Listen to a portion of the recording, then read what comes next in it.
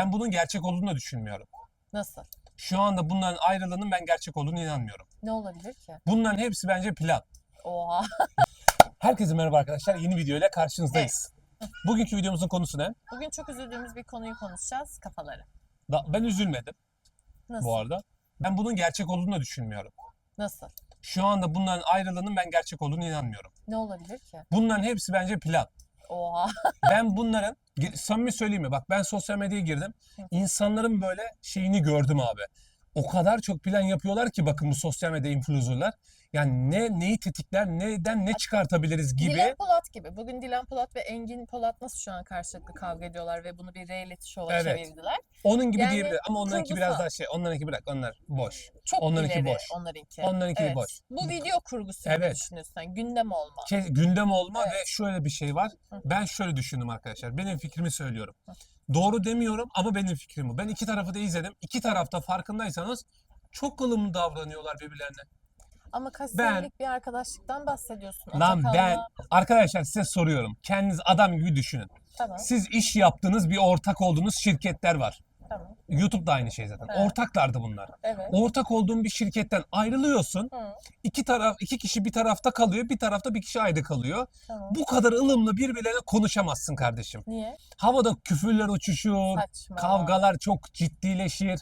Aşkım Ha, çirkinleşirsin sen ya. diyorsun ki şu an bunlar bildiğimiz Bunlar- kışkırtma yapıyor, kurgu yapıyor. Kurgu yapıyor. Benim fikrim şu. Şu anda bence Fatih Yasin'le kafalar zaten ayrılacağı belliydi bunların bence. Ama bunlar ayrılırken şöyle bir şeyi planladılar bana göre. Dediler ki Fatih Yasin hatırlıyorsanız kendi kanalında videolar çekmiş. Bundan önce. Bayağıdır da çekiyor. Evet. Çektiği sırada videolarının normal bir izlenimlerine bakın. Şimdi kafaların izlenen bir milyonlar vardı. Doğru mu? Şimdi bu insanlar alışkanlıklarından dolayı biraz daha büyük bir kitleye hitap etmek istiyorlar. Yani Haliyle. Çünkü 500 milyon bin, izlenmeye 600 bin alışmış. aynen. O izlenmeye tutunabilmesi için de bugün Fatih Yasin sıfırdan tek başına izlenemeyeceğini biliyorlardı. Hı. Bugün kafalardaki Atakan zaten Selen'le eşiyle birlikte yapıyor zaten. Onlar izleniyor. Şimdi bak Fatih Yasin boşta kalmış oluyor kafalar video çekmezse. Yani bu çocuk dışlanmış gibi görünüyordu bana göre. Hı hı. Yani bu para kazanamıyordu Türkçesi. Hı. Bu da şimdi bugün kafalarda oturup bence konuştular ve dediler ki Fatih Yasin'in kanalını da canlandıralım. Zaten biz kafalar olarak çekim yapmayacaktık. Gelin bu işi farklı bir şekilde yapalım. İnsanlar da bizi böyle hani ayrılmayı biraz daha farklı boyuta çekelim ve herkes tarafından kitleleri toplasın. Ben Fatih Yasin video çektikten sonra da şeylere de inanmıyorum. Arada da tatile gitmişler. Atakanlar, yurt dışı bir tatil planları Evet, varmış. evet. O yüzden de bir ay beklediler. Allah Allah. Tam o sırada da Fatih Yasin'in başlattığı etkileşim bir anda düşmeye başladığı zamanda. Gündem azaldı. Bir anda hemen senin önlerler. Çiftler hemen geldi tatilden. Dediler ki kusura bakmayın biz tatil planı yapmıştık da o ana denk geldi.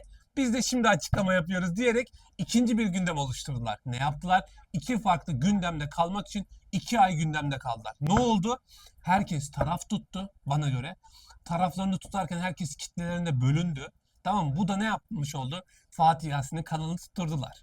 Bir yandan bugün muhtemelen Bilal de yarın öbür gün yeni bir kanalla karşımıza çıkacak. Sonrasında Bilal gibi Atakan'la zaten Atakan Selen Selen zaten çıkıyor. devam ediyor. Ama ne olacak biliyor musunuz? Söylüyorum. 6 ay veya 1 yıl sonra bir anda barışacaklar ve hepsi birbirlerinin kanalına konuk olacaklar. Ve bütün hesapları da milyonlara ulaşacak. Tabii bu senin düşüncen. Bu benim fikrim. Tabii ki ben hiçbiriyle bu arada tanışmıyorum, etmiyorum. Hiçbiriyle Yani. samimi değilim. O yüzden yani Senin bunun düşüncen. garantisi yok. Bu benim fikrim ve ben bu fikrin %89 doğru olduğunu düşünüyorum. Bir şey var.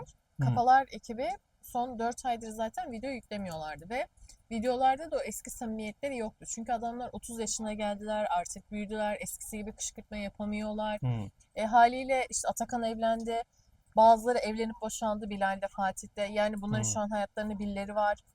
Yani 30 yaşından sonra kışkırtma videoları çekemeyeceği için ayrılma Kesinlikle. kararı aldıkları zaten belliydi bence. Ya ayrı Video bence bunlar yüklememelerinden. farkındaydı zaten. Olmayacağını biliyorlardı. Artık belli bir süreden sonra dağılacaklarını biliyorlardı. Sen de diyorsun ki gündem olmak Çözümü için aradılar. böyle bir şey buldular. Kimse kimseyi kötülemedi ama bir sene sonra etkileşimleri yavaştan düşmeye başladı. Biz barıştık deyip tekrardan Gelebilir. Etkileşimine düşeceğini Hmm. düşünmüyorum artık. Bence kitleler sabit kalacak. hı hı, Ya belki herkes mesela Atakan'la Selen'i izleyen belki gidip Fatih belki izlemeyecek ama evet. izleyen de olacak. Yani şöyle düşünün bana göre herkes kendi ekmek teknesini aldı. Herkes yeni hesaplar açarak yani yeni dükkanlarını açtı hepsi. Biri Fatih Yasin oldu, Bilal Yancı. Yani kafalar grubundan ayrılıp bireysel Zaten hesap ama şöyle açtılar. bir şey var. Bu arada Atakan doğru yaptılar bana %100 göre. bu dediğine mantıklı geldi. Çünkü zaten Atakan'ın, tamam mı, eşiyle birlikte Selen'de, ben Selen'i çok seviyorum. Hı hı. Atakan'la Selen'in zaten bir YouTube kanalı var ve beraber artık bir aile oldular. Çocukları var, ikinci çocukları olacak falan hani. Evet. Bunlar zaten bir içerik çekiyorlar. Atakan kendini kurtardı. Bilal desen zaten inanılmaz bir sosyal çevreye sahip olan birisi. Network'ü çok fazla. Zaten Evet. hep bunu görüyoruz. Herkesle arkadaş, kanka. Network konusundan çok iyi. Bilal de kolay kolay unutulmaz. Biraz daha böyle pasif kalıp da eden, o grupta şey olan Fatih Yasin'di. Şimdi çocuk da Amerika'ya taşınmak istedi. Sevgilisiyle içerikler çekiyor. Dediğin gibi bir nevi iyilik tarzı gibi olabilir. Kesinlikle. Belki de Fatih Yasin'in ilk açıklamayı yapmasının sebebi de bu olabilir. Evet, zaten öyle. Çocuğa iyilik yani bu aslında. Evet ya Fatih. Onun kanalında patlattılar bunu. Evet. Daha sonra da kafalarda ikisi resmi verip daha video çekmeyeceğiz Arkadaşlar beraber deyip şimdi bak bitirdiler. şimdi bak. Şimdi Teori mantık güzel olarak bu düşün. arada. Bak bunlar da birbirleri arasında bence karar verdiler. Bunu göze aldılar ki burada göze alınacak büyük bir şey de yok. Yiyeceğin 3-4 tane küfür abi. Hı hı. Ya da taraf tutmuş olacaklar. Ne olacak abi? Herkes yorumlarda şey yazıyor ya, eski enerjiniz yok, Hmm. bilmem ne. Onlar da bunun farkındaymış bir araya geldiklerini. O eskisi gibi hareketleri onlar da yapılmadığı için yavaş yavaş kopmaya başladıklarının farkındalarmış. O yüzden bugün Fatih Yasin'in bu hareketine pek de şaşırmıyorlar. Zaten dağılacaklarını tahmin ediyorlarmış. Tamam, araya giriyorum. Sen dedin ya Hı. eski enerjilerimiz yok diye. Hı, Ben şu an 29 yaşındayım. tamam. Arkadaşlar benim de birkaç tane arkadaşım beni e, şaka videolarına bir şeylere dahil etmek istedi. Beni çağırdı. Tamam. Ben eskiden şaka videolarında oynadım. Evet. Ama bugün beni çağırdığında ben dedim kanka dedim o tarz videolarda oynamak istemiyorum dedim. Ha, Neden? Çünkü bir insan bak yaş geçtikçe biraz büyüdükçe olgunlaştıkça insanlar o tarz videoları çekmek istemiyor. tabii. Yani o yüzden bence bunlar zaten o enerji düşüklüğü dediğin o videoları çekmek istemiyorlardı Hı aslında. hı. Yani kışkırtma artık yapmak istemediler. Konuyu böyle kapattılar. Hı. Bugün ya biz kışkırtma yapmıyoruz dediklerinde belki fanları diyecektik abi biz sizi öyle sevdik. Öyle izliyorlar zaten. Onların patlama sebebi de bu Tamam olmadı bu mı ama bugün? diyorum ki ben de adam Şey gibi kışkırtmayı yani. istemiyor artık yapmak. Orkun inanılmaz içerikler çekiyor da kendince bir Ork Faktör. Factor pardon yapıyor. Adamın 1 milyon izlenirken adam gidiyor en düşük restoranlar çekiyor. Evet. Daha çok İzleniyor izleniyor. 5 milyon. Şimdi Evet. o adam, bunların da öyle. Bunlar da böyle Kışkırtma.